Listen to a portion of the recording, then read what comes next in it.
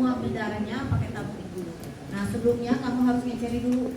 Ambil berapa banyak ambil sitratnya? 3,4. Oke. Jadi perbandingan itu 1:4 ya. Totalnya nanti 5 gitu ya kurang lebih ya.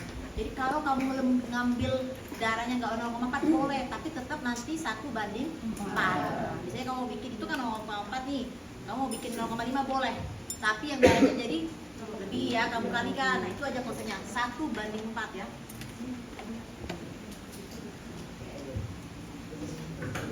Nah ini Western Green ya.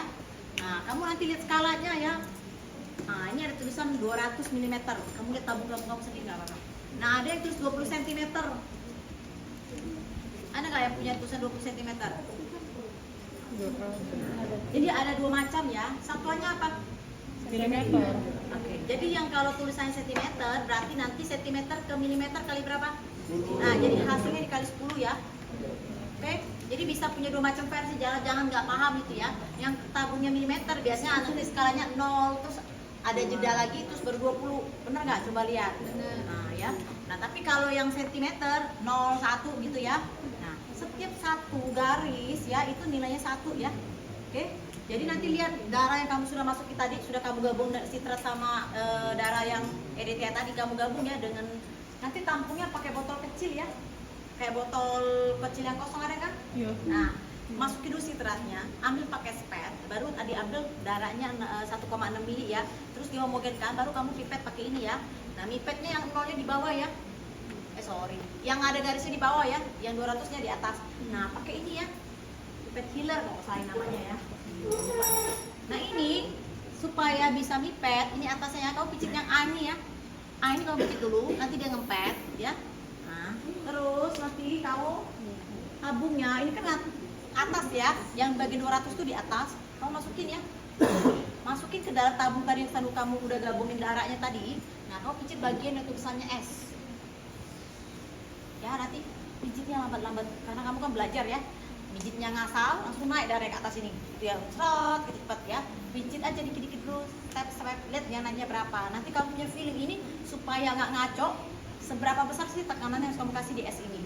Ya, kalau kelebihan pijit E, nanti dia ngorot ke bawah. Ya, jadi kamu belajar hisap buang gitu ya. Nah, sebenarnya itu prakteknya. Nanti berdirikan setelah batas 0, batas di 0 ini, kamu berdirikan di rak Western Green ya, masing-masing tempat tuh ada kan? Nah ini ujungnya taruh di bagian karet yang warna abu-abu itu loh. Nah, cepet-cepetan ya, tapi bukan berantakan. Nah, tusuk di situ di tempat yang hitamnya itu. Nah, coba sini betul. Coba di sini biasa berdiri sebentar.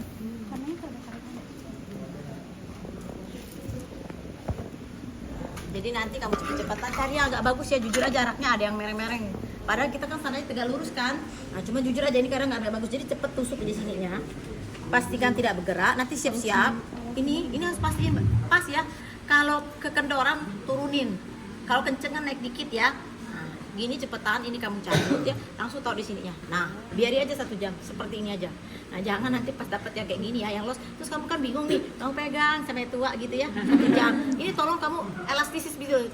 Turunin aja. Gitu ya.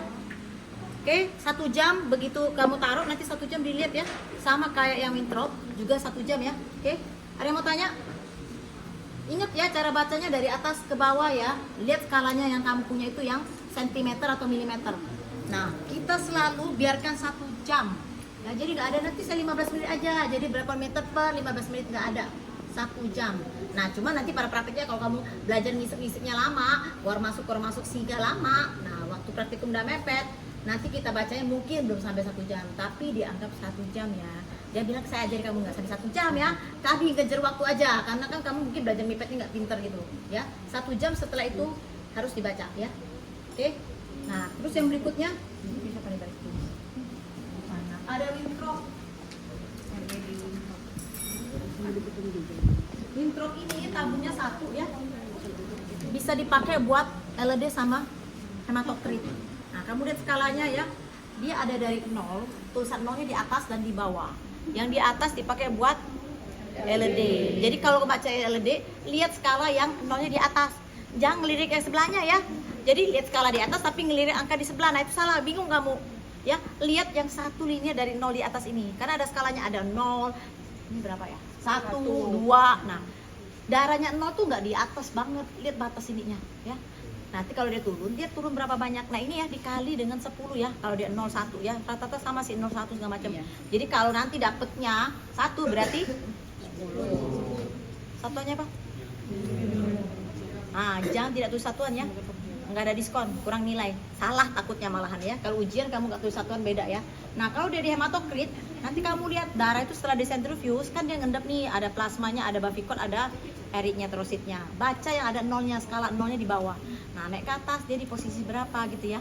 Nah itu juga dikali 10 ya. Misalnya dia berhentinya di 71 gitu. Jadi apa satuannya? 71% ya misalnya ya.